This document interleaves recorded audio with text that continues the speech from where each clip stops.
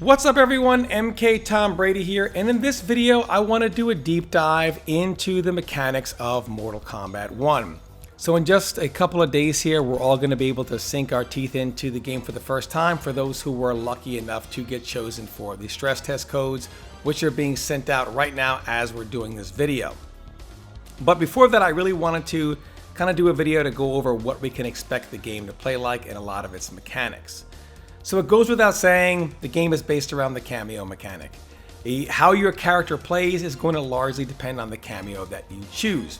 This allows for a lot of customization from one player to the next. One character may not play the same as another person playing that character based on the cameo that they choose, which really gives that individual feel that Mortal Kombat has really lost, and you really haven't seen that since 2011. So that feel comes back to the game. You'll notice right away the game is based around the cameo mechanic. That really is the meat and potatoes of the game. There are cameo meters on the top corner of each player's individual screen. The meter comes back over time. It regenerates on its own, much like how meter did in Mortal Kombat 11. A full circular cameo bar is going to give you 2 cameo summons. Cameos can be summoned in 2 ways. One, while you're attacking, be it block for block pressure, mid combo to extend combos or to end combos. And there's another way to call the cameo where your character must remain stationary and remain in kind of a cameo calm animation as the cameo comes out and does whatever you summoned it to do. Cameos really just change how we see Mortal Kombat being played. Just the amount of like customization from combos to pressure to everything's comboing that would not normally even lead to combos. The combinations are really limitless. The options are really limitless here. And for the first time, I know we always say this when a new MK game is coming out, for the first time I actually think this is true. There are other mechanics though, like the wake-up system. And this is really important because the wake-up system has always been a huge topic of debate in Mortal Kombat, from MK9 to how they were handled to X and to Mortal Kombat 11. So the way the wake-up system is in this game is they kind of use the combination of Mortal Kombat 9 and Mortal Kombat X. And I think a lot of this game you'll see is a merger between those 2 titles to kind of make the perfect Mortal Kombat game. When you're knocked down, there is only one delay timing. There's no longer short delay, long delay, all these kind of different ways. You can either get straight up or you can do a delay wake-up.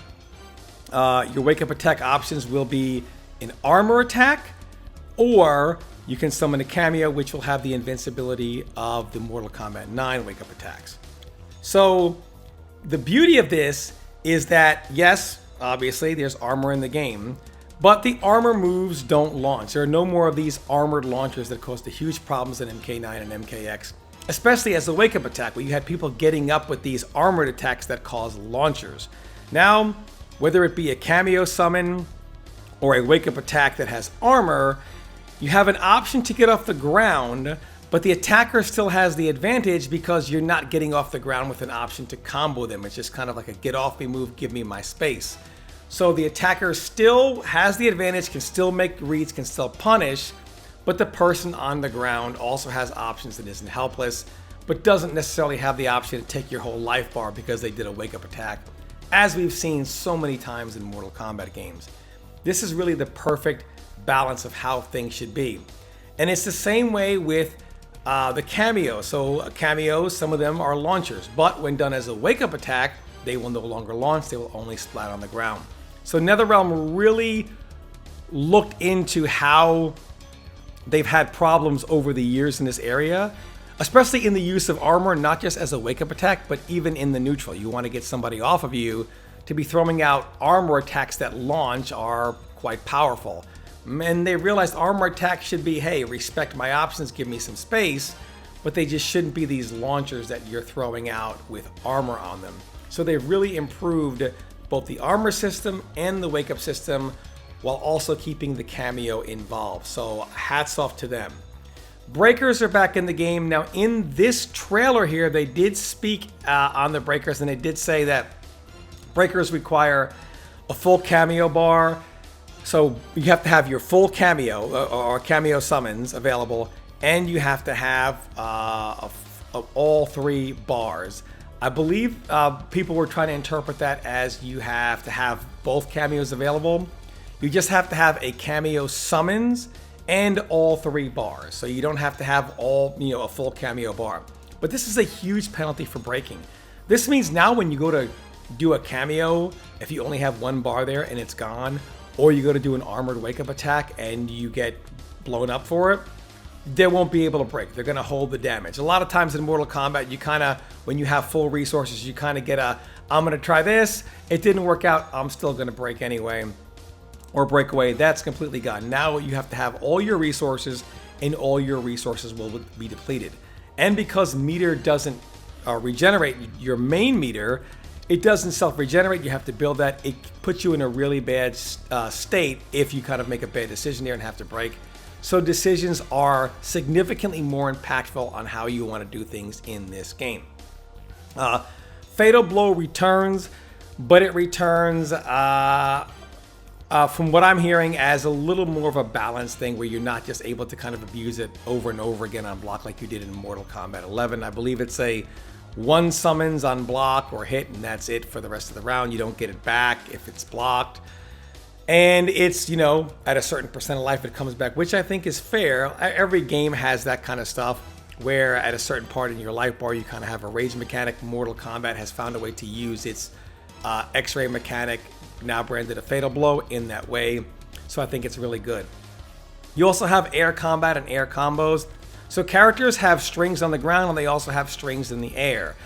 Moves that can only be done while airborne, a combo attack. So you have grounded and air options as well for air-to-air scenarios and for longer combos as well. So there's really a lot of different ways to kind of play the game here. Also anti-airs. I really wanted to touch on this because this is one of the biggest things that was talked about in Mortal Kombat 11.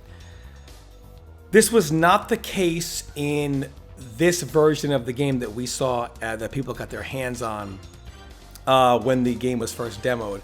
But from what I'm hearing as of right now, down 2s are now special cancelable with air jumps. So now when you down 2, you can hold up and go in the air and full combo the opponent off a down 2 anti-air.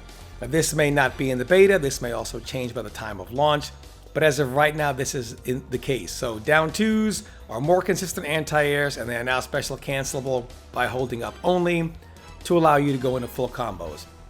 Which again opens up, just because everybody was thinking, that is the game going to be crazy? What are your defensive options? You do have options to really stop somebody from jumping all over you, much like how it was in Mortal Kombat, MK9, etc. MKX and MK11 anti-airs or lack thereof were really a big focal point of the community.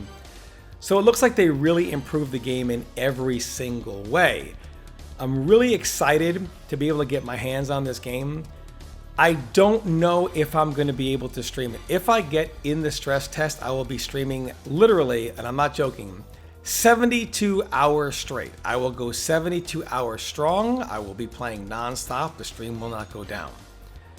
However, just for a lot of my supporters, I just want to let you know that there's probably a strong possibility that a lot of the top NRS streamers don't get it.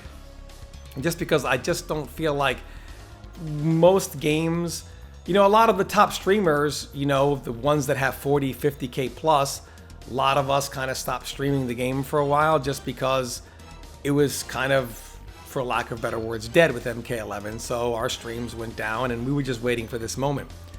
But I don't believe that they are selecting people like that. I believe that there are a few people that are definitely going to get in guaranteed, and then it's just kind of at random. So there's a good chance, or at least 50-50 chance, that I don't get a stress test code. But if I'm not able to stream the stress test, I hope there's another round of the beta that I do get to stream. If not, obviously, I'll be streaming the game non-stop at launch. And thanks so much for watching, everybody. Stay tuned to this channel. As soon as there are more updates I can give you guys on the game, another video is coming out. Thanks so much, everyone, and I'll see you in the next video.